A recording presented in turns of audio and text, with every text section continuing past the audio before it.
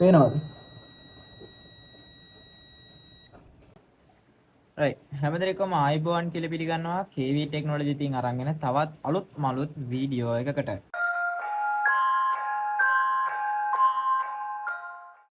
ඉතින් ඔන්න අද ගෙනල්ලා තියෙනවා ගොඩාක් කට්ටිය ඉල්ලපු වීඩියෝ එකක් සම්බන්ධයෙන් ඔන්න අද ගෙනල්ලා තියෙනවා. ඉතින් අද ගෙනල්ලා තියෙනවා මෙන්න මේ කොයිල්.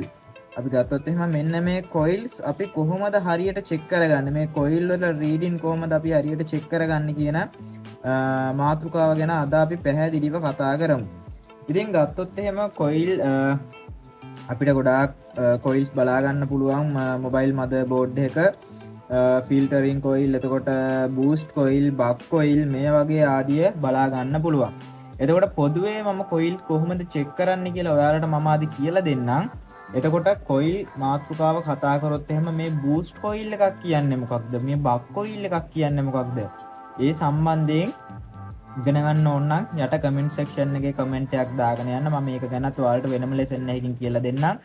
එතකොට මම අද කියලා දෙන්නම් කොයිල් එකක් චෙක් කරන්නේ කොහොමද කියන එක සම්බන්ධයෙන් මම අද කියලා දෙන්නම්. අපේ පාඨමාලාවල් වලට ඔයාලට අවශ්‍ය නම් ජොයින් වීමේ හැකියාව තියෙනවා. ඒ වගේම මතක් කරන්න ඕනේ අපේ WhatsApp සමූහයේ link එක මම යට description එකේ දාලා තිනවා. අපේ WhatsApp සමූහයට join වෙලා නැති කෙනෙක් ඉන්නවා නම් දැම්ම join වෙන්න පුළුවන්.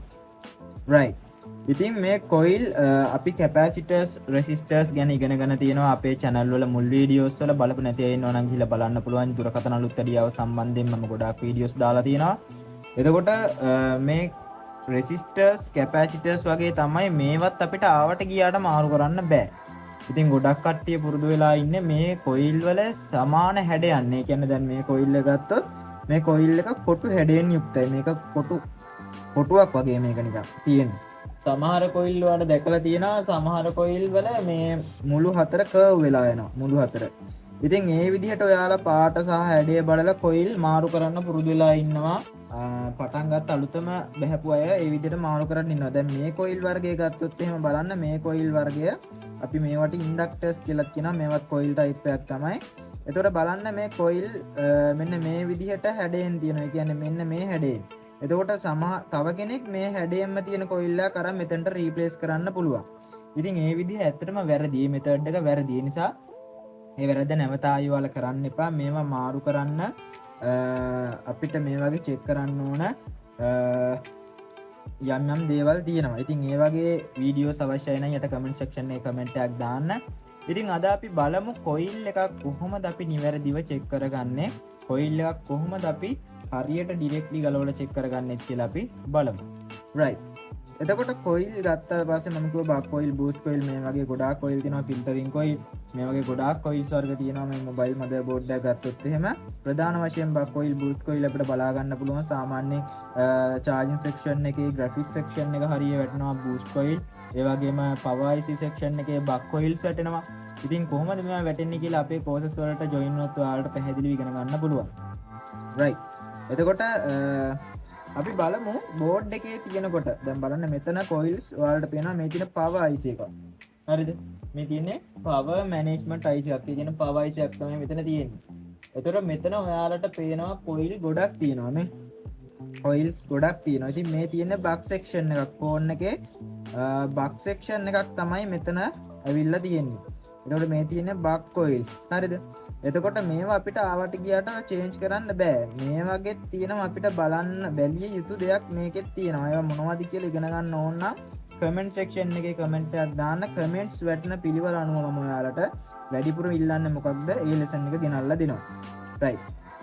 එතකොට මෙතන තියෙන කොයිල්ස් ඔයාලා දැන් චෙක් කරගන්න දන්නව ඇති කියලා මම හිතනවා. මම කලින් වීඩියෝස් වලත් කියලා දීලා තියෙනවා ට්‍රික්ස් කීපයක්ම. ඉතින් මම චෙක් කරගන්න විදිය හරිම රහස් ටික අද කියලා දෙනවා වරද්දන්නේ නැතුව. කොයිල් ගත්තොත් එහෙම මම ඔයාලට කොයිල් එකක් ඇඳලා පෙන්නන්නම් ඒක කොහොමද වෙන්නේ කියලා. කොයිල් ගත්තොත් එහෙම කොයිල් එක ඇතුළත මෙන්න මේ වගේ තඹ දංගරයක් තමයි තියෙන්නේ. තඹ දංගරයක්. හරිද? මෙන්න මේ විදිහට තඹ දංගරයක් තමයි තියෙන්නේ. ඔයාලට පේනවනේ මං අඳින එක. right. එතකොට මේ තඹ දංගරය මේ සයිඩ් එකේයි මේ සයිඩ් එකේයි දෙපැත්තම කනෙක්ට් වෙනවා. හරිද? මේ සයිඩ් එකේයි මේ සයිඩ් එකේ දෙපැත්තම කනෙක්ට් වෙනවා. දැන් කැපැසිටර් එකක් ගත්තොත් කැපැසිටර් එකේ ඇතුළත මේ සයිඩ් එකයි මේ සයිඩ් එක කනෙක්ට් වෙන්නේ නැහැ. එතකොට රෙසිස්ටර් එකක් ගත්තොත් රෙසිස්ටර් එකේ කනෙක්ට් වෙනවා කියලා දන්නවා. නමුත් ප්‍රතිරෝධය අනුව ඒකේ වැල්යු එක හොයාගන්න විදිය මම ඔයාලට කලින් වීඩියෝ එකේ කියලා දුන්නා. බලපු නැති කෙනෙක් ඉන්නවා නම් ගිහලා බලන්න පුළුවන්. කොයිල් එක ගත්තොත් කොයිල් එක මේ විදියට කනෙක්ට් වෙනවා. හරිද? එතකොට මෙයාලගේ ප්‍රතිරෝධයක් නෙමෙයි තියෙන්නේ, මෙයාලගේ තියෙන්නේ ප්‍රතිරෝධයක් නෙමෙයි. ඒකේ වීඩියෝ එක අවශ්‍යයි නම් කමෙන්ට් සෙක්ෂන් එකේ අනිවාර්යෙන් කමෙන්ට් එකක් දාන්න. එතකොට දැන් මෙයාලා මේ two side connectivity නේ, two side connectivity. එතකොට 99%ක්ම හරිද 100%ක් නෙමෙයි. ඔය ගොඩක් ක්ලාසස් කරන කට්ටිය 100%ක් කියලා උගන්වනවා ළමයින්ට වැරදි දේවල්. ඉතින් 100%ක් නෙමෙයි 99%ක් මේක එන්නේ series method එකට. series. හරිද? series method එකට තමයි එන්නේ. 99%ක් කියන්නේ හේතුව 101ක් මේක සමහර තැන්වල ඇවිල්ලා තියෙනවා parallel method එකට. ඒකට හේතු සහිතව මම ස්කීමැටික් ඩයග්‍රෑම් එකත් එක්ක පැහැදිලි කරනවා කවුරු හරි තර්කයක් ගෙනාවොත් එහෙම. ඉතින් 99%ක් මේක එන්නේ series method එකට. හරිද? අපේ ක්ලාසස් වලට එන ළමයි දන්නවා 99%ක් series method වලට එනවා. ඉතුරු 100ට එක මොකක්ද කියලා අපේ ක්ලාසස් වලට join වෙලා හදාරපු කට්ටිය දන්නවා. ඉතින් එතකොට මේ කොයිල් එකක් series method එකට එන්න හේතුව තමයි මේ විදිහට connectivity වෙලා තියෙනවා දෙපැත්තම. connectivity වෙලා තියෙනවා. එතකොට මේ කොයිල් එකක් අපි ගත්තොත් එහෙම direct check කරද්දී අනිවාර්යෙන් මෙහෙම probe දෙක තියලා අපි diode mode එකේ check කරද්දී short එකක් තමයි පෙන්වන්නේ. ඒ කියන්නේ short. ඒ කියන්නේ ඇතුළතින් හොඳට තියෙනවා මේක. කම්බි දංගරේ කැඩිලා නැහැ. filament එක open වෙලා නැහැ කියලා සරලව හිතන්න ඔයාලා. filament එකක් open වෙලා නැහැ. එතකොට ෂෝට් කොයිල් එකක් ඩිරෙක්ට් චෙක් කරනකොට බස එක එනවා නම් ඩිරෙක්ට් චෙක් කරනකොට බස එක එනවා නම් ඒ කොයිල් එක ඕකේ කියලා අපි ගන්නවා 100%ක්ම නෙමේ 80%ක් වගේ ඕකේ කියලා ගන්නවා. සමහර කොයිල්ස් මේ විදිහට කනෙක්ටිවිටි තිබ්බට ඒ කොයිල් පිච්චිච්ච කොයිල්. හරිද? ඕපන් වෙච්ච නැතිව නමුත් පිච්චිච්ච ඒවා. ඔය ග්‍රැෆික් සෙක්ෂන් වල එහෙම ෆෝල්ට් හදි අපිට අහුවෙලා තියෙනවා. කන්ටිවිටි භාවයක් පෙන්වනවා නමුත් ඇතුලෙන් පිච්චිලා. ඉතින් ඒ වගේ කොයිල්ස් අපි චේන්ජ් කරලා බලන්න ඕනේ වෙන කොයිල් එකක් එතනට දාලා ඒක හරියනවා. ඉතින් කොයිල් ආවට කියලා චේන්ජ් කරන්න බෑ. ඒක ගැන දැනුම අවශ්‍යයි නම් කමෙන්ට් සෙක්ෂන් එකේ කමෙන්ට් එකක් දාන්න. රයිට්. එතකොට කොයිල් එකක් ඩිරෙක්ට් චෙක් කරනකොට බස එක වදින්නේ ඇයි කියලා දැන් ඔයාලට මම පැහැදිලි කරා. බස එක වදින්නේ ඇතුළතින් මේ තියෙන කම්බි දංගරය කනෙක්ටිවිටිව හරියාකාරව හරියට තියෙන නිසා තමයි ඒක බස වදින්නේ. එතකොට අපි කොයිල් එකක් ගොඩාක් කට්ටිය මගෙන් අහන ප්‍රශ්නයකට උත්තරයක් තමයි දැන් මම කියලා දෙන්නේ. ගොඩක් කට්ටිය මේක දැන් ලයින් එකේ තියෙන සිරිස් නේ. ඒ කියන්නේ දෙපැත්තම ප්ලස් ලයින්. දෙපැත්තම ප්ලස් ලයින්. හරිද? දැන් මේක ලයින් එකේ තියෙන්නේ. දැන් ඔන්න කන්ටිවිටි. දෙපැත්තම ප්ලස් ලයින්. එතකොට ගොඩාක් අය මගෙන් අහනවා ground resistance value check කරද්දී. ඒ කියන්නේ GR value. GR value එකක් අපි බලනකොට අපි දන්නවා රතු පාට probe එක අපි තියන්නේ කොහෙද? ground එකේ. රතු පාට probe එක හැම වෙලෙම අපි තියන්නේ ඍණාග්‍රේ. ඍණාග්‍රේ තියලා ඉවර වෙලා අපි මොකද කරන්නේ? කළු පාට අග්‍රයෙන් කොයිල් එකේ දෙපැත්ත check කරනවා. කොයිල් එකේ දෙපැත්ත check කරනවා. එතකොට කොයිල් එකේ දෙපැත්ත check කරනකොට මෙතන යන්නේ value එකක් කියලා අපි දන්නවා. value එකක්. value එකක් යනවා. මොකද series method එකට මේක සම්බන්ධ වෙලා තියෙනවා board එකේ line එකේ. එතකොට මෙතන යන්නේ value එකක් කියලා ඔයාලා දන්නවා. හරි. එතකොට ගොඩාක් අය අහනවා මෙන්න මේ විදිහට. ඔයාලට පේනවා ඇති මයික්‍රොස්කෝප් වීඩියෝ එකේ මෙන්න මේ විදිහට ෆෝන් එකක power IC side එකේ coils තියෙනවා. ඉතින් මේ වගේ GR value බලනකොට ගොඩාක් කට්ටිය මගෙන් අහන දෙයක් තමයි අපේ channel එකේ ඉන්න audience එකත් අහනවා. එතකොට මේ වගේ බස වෙනවා. ඒ කියන්නේ GR value එකක් බලනකොට බස වෙන්න පුළුවන් දහනවා. බස වෙනවා. ඔව් බස වෙන්න පුළුවන්. ඒ කියන්නේ බක් සෙක්ෂන් එක අනිවාර්යෙන් බස වෙන්න පුළුවන්. බස වෙනවා කියන්නේ බස එකේ වල දන්නවා ෂෝට් රේන්ජ් එක 0.009න් පල්ලෙහා තමයි ෂෝට් රේන්ජ් එක තියෙන්නේ. හරිද? මේ ලයින්ස් බස යන්නේ 0.009 නම් ඒ ලයින් එක අනිවාර්යයෙන්ම ෂෝට්. ඔන්න කොහේවත් ක්ලාසස් වල නොකියන දෙයක් තමයි මම ඔයාලට ෆ්‍රී අපේ YouTube channel එකෙන් දුරකථන අලුත් කඩියාව සම්බන්ධයෙන් ඔන්න කියලා දුන්නේ. හරිද? කොයිල් එකක power IC section එකේ මේ තියෙන power IC section එකේ මේ coils අපි GR value check කරනකොට බස යනවා නම් 0.009 පල්ලෙහා බස යනවා නම් ඒක අනිවාර්යෙන් short. නැත්තම් සමහර ඒවා 0.020 0.022 මේ විදිහට බස යනවා. හරිද? මේ විදිහට බස යනවා. ඒ විදිහට බස යන කොයිල් ෂෝට් නෑ. මේ ලයින්ස් යන්නේ අපේ CPU එකේ කෝස් පවර් අප් කරන්න. CPU එකට තමයි මේ ලයින් යන්නේ. ඉතින් ඒකේ low GR තියෙන නිසා තමයි අපිට 0.22ක GR එකක් පෙන්නලා බස වදින්නේ. හරිද? ඒක නිසා බස වැදුන පලියට ෂෝට් කියලා සලකන්න එපා. ඉතින් මේ වගේ දැනුම මගේ ක්ලාසස් වල ළමයිට විතරයි මම පැහැදිලිව කියලා දෙන්න no power lessons වල.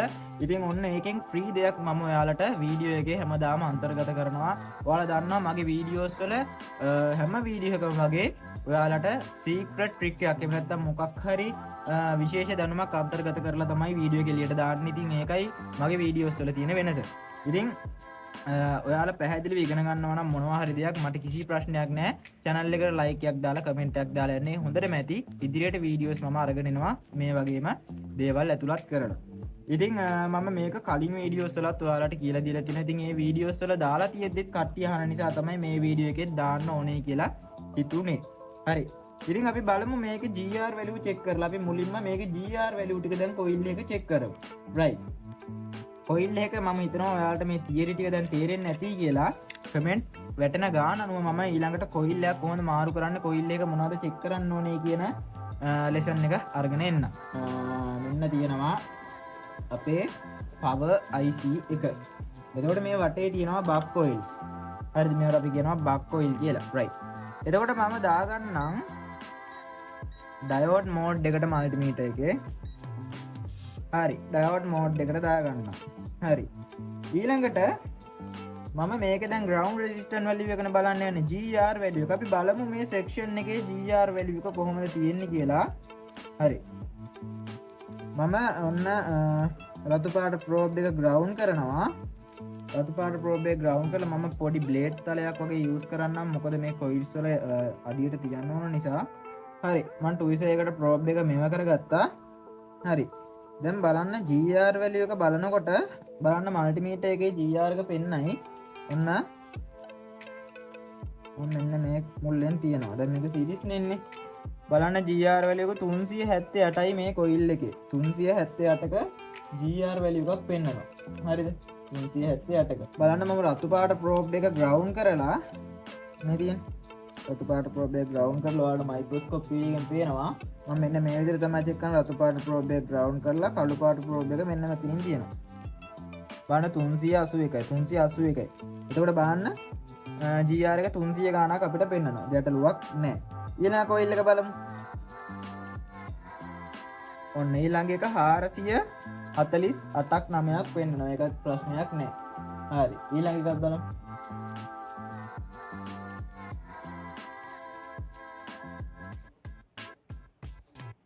යප්පෙන 484ක් පෙන්නනවා. ප්‍රශ්නයක් නැහැ. ඊළඟ එක බලමු.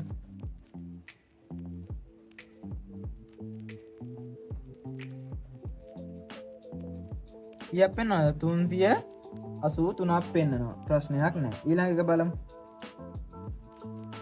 350 ගානක් පෙන්නනවා. ප්‍රශ්නයක් නැහැ. ඊළඟ එක බලමු.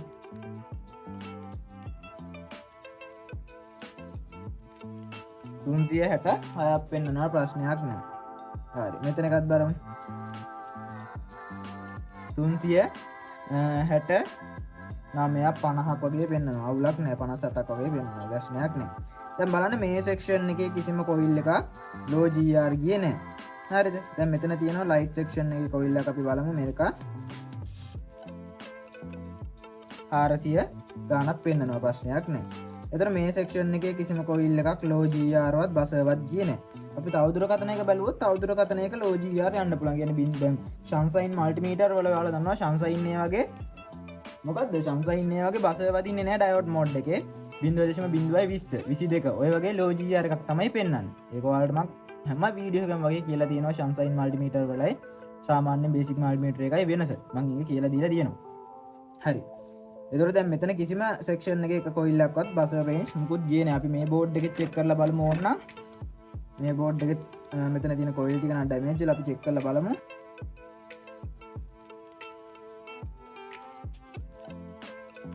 500 ගානක් වගේ යනවා. හරි.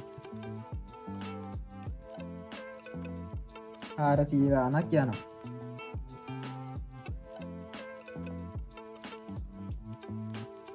300 ගානක් යනවා.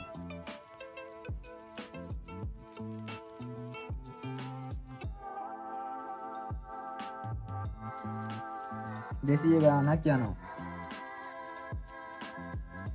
400 ගානක් යනවා. හරි. ඒ සෙක්ෂන් එකෙත් ගැටලුවක් නැහැ. හරි. දැන් ලෝජීආර් එකක් එනතන් ඔයාලට හම්බෙලා ඇති අනිවාර්යයෙන්ම මට පෙන්වන්න දැනට මදර්බෝඩ් එකක් නැහැ ලෝජීආර් යන. දැන් ලෝජීආර් ආවොත් එහෙම මම කිව්වා 0.09ට වඩා ලෝජීආර් එකකින් බීප් වුණොත් එහෙම නැත්නම් ලෝජීආර් එකක් පෙන්නොත් 0.09ට වඩා. හරිද 0.9ට වඩා පෙන්නොත් අනිවාර්යෙන් ලයින් එක කොහේ හෝ තැනක යදාර ලයින් එකේ ෂෝට් එකක් තියෙනවා. හරිද? එහෙම නැත්නම් 0.22 වගේ පෙන්වුවොත් ලෝ GR එකක්. ඒ කියන්නේ ඒ ලයින් එකේ ෂෝට් එකක් නැහැ. ඒක ගැන ගැටලුවක් හිතන්න එපා. හරිද? දැන් මම හිතනවා ඔයාලට ඒක ගැන තේරෙන්නේ නැති කියලා. දැන් හරි. දැන් කොයිල් එක මේ අපි චෙක් කරේ ground resistance value එක. දැන් ඊළඟට මොකද්ද චෙක් කරන්න? හොඳට මතක තියාගන්න කොයිල් ෂෝට් වෙන්නේ නැහැ කැපැසිටර්ස් වගේ. හොඳ කොයිල් කොහොමත් අපි ඩිරෙක්ට් චෙක් කරනකොට ෂෝට් තමයි තියෙන්නේ. කොයිල් ඕපන් වෙනවා, කොයිල් පිච්චෙනවා, මේ වගේ දේවල් තමයි වෙන්නේ. හරි. එතකොට කොයිල් එකක් අපි චෙක් කරද්දී මේ විදිහට චෙක් කරලා ඉවර වෙලා අපිට සැකයක් තියෙනවා නම් මේ කොයිල් එක ඕපන් වෙලා නම් දැන් අපි කොයිල් එකක් චෙක් කරනකොට කොයිල් එක ඕපන් වෙලාද කියලා මම ඔයාලට හොයාගන්න විදිහ චුට්ටක් කියලා දෙන්නම්. දැන් මේ පැත්ත චෙක් කරනකොට අපිට පෙන්නනවා 1 GR value එක. ඒ කියන්නේ 300 ගාණක් 380ක් විතර පෙන්නනවා කියලා හිතන්නකො.